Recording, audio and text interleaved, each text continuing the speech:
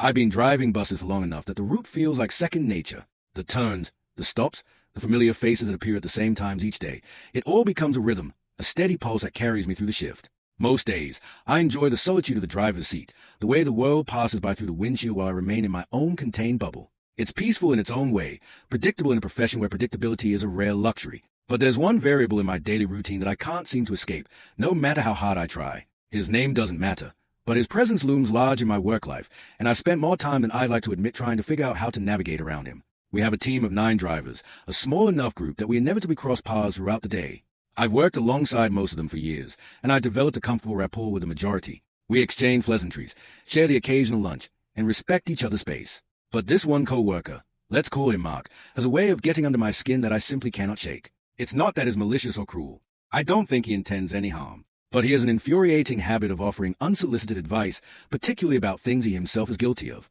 And lately, his attention has been focused squarely on me. The issue at hand is running early on our routes. It happens to all of us at some point. Traffic patterns shift, passenger loads fluctuate, and sometimes you find yourself ahead of schedule despite your best efforts to maintain the proper timing. I've seen every single one of my fellow drivers run early at various points. It's almost an occupational hazard, something you manage as best you can and correct when you notice it. Nobody is perfect, and nobody expects perfection. Or at least, that's what I thought. Mac, it seems, has appointed himself the unofficial enforcer of punctuality. He watches the clock with an obsessive attention that I find both exhausting and perplexing. The problem is, he runs early too.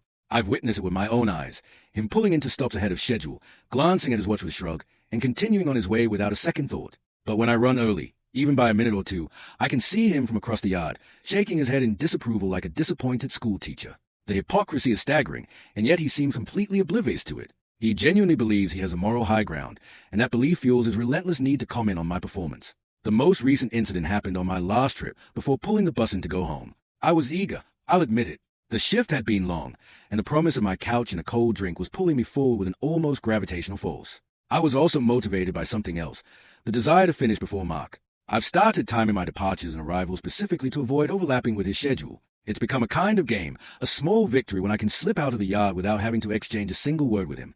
I know that sounds petty, and maybe it is, but when someone drains your energy every single day, you start to make small accommodations to preserve your sanity. On that particular day, I was running slightly early. I noticed it myself before I even pulled into the yard, and I made a mental note to adjust my pacing on future trips. But the damage was already done. As I rounded the corner into the parking area, I spotted Mark standing near his own bus, his arms crossed over his chest. Even from a distance, I could see the familiar expression of disapproval settling onto his face. That look, the slight pursing of the lips, the slow shake of the head, the way his eyes narrowed like he was solving a particularly difficult puzzle, it's become burned into my memory. I knew exactly what he was thinking, and I knew exactly what would follow. Here's the thing that really gets me. Mark runs early more frequently than anyone else on our team. I've seen him breeze through stops a full 3 or 4 minutes ahead of schedule, barely slowing down as passengers scramble to catch him. But when he does it, it's an oversight, a minor lapse that can be excused. When I do it, it's a problem that needs to be addressed, a failing that requires correction. The double standard is maddening, and I've spent more time than I'd like to admit stewing over the unfairness of it all. There's also the social dynamic to consider. I've made it fairly clear, without being overtly rude, that I prefer to keep my interactions with Mark to an absolute minimum. I don't join the group lunches when he's present. I don't linger in the break room if he walks in. I keep my conversations brief and professional, never inviting any deeper engagement. I thought I was being subtle about it, but apparently I'm not as good at hiding my feelings as I believed. He's made jokes to other co-workers about me not hanging out with him, framing it as a personal quirk of mine rather than a deliberate avoidance of him. It's uncomfortable, to say the least, and it puts me in position of either explaining myself, which would only make things worse, or letting the joke slide, which feels like letting him win. I managed to leave the yard that day without having to face him directly. I saw him. He saw me, but I kept my head down and moved quickly, grateful that my bus was parked on the opposite side of the lot. I thought I had dodged a bullet.